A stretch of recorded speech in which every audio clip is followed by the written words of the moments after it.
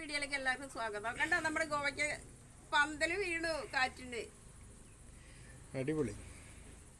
ഇതില്ലേ പൈസക്ക് ചെലവില്ലാണ്ട് ഒരു പന്തല് കെട്ടിയതോ. 3 എണ്ണം ഇരുമ്പിന്റെ പൈപ്പ് വെച്ചിട്ടുണ്ടാക്കി, ഒരെണ്ണം മരം കൊച്ചു. പൈസ ചെലവില്ലാണ്ട് ഒരു പന്തല് കെട്ടിയതാണ് കേട്ടോ. മരം വീണു. അപ്പൊ ഇനി ആദ്യം ഒരു സീഡി ഇങ്ങനെ ഞാൻ ഉണ്ടാക്കി വെച്ചിട്ടുണ്ട്.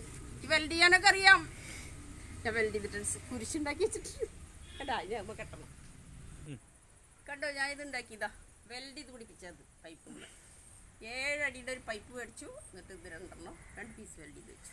അപ്പൊ നമുക്കിനി ഇത് വലിച്ച് കെട്ടണം. ഈ വടിയുടെ മുകളിലാണ് നമ്മളിത് വെച്ചിട്ടുണ്ടായിരുന്നത്. അതാണ് പൊട്ടി വീണത്. ഇതാ വെള്ള ശംഖുപുഷ്പങ്ങൾ നിറച്ചുണ്ടായി നിൽക്കണം.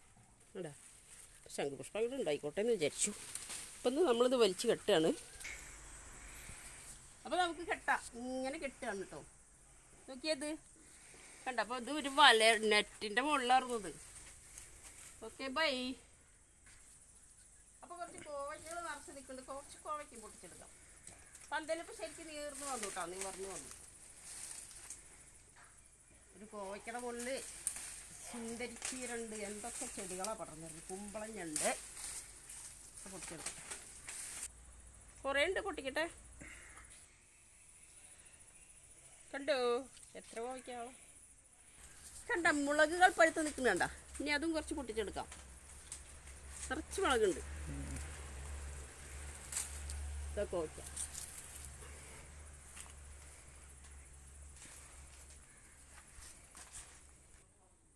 അപ്പം നമ്മുടെ പന്തൽ ഇതാ പൊന്തി വന്നിട്ടുണ്ട്. ഇനി ചെടികളൊക്കെ പൊങ്ങി വരട്ടെ.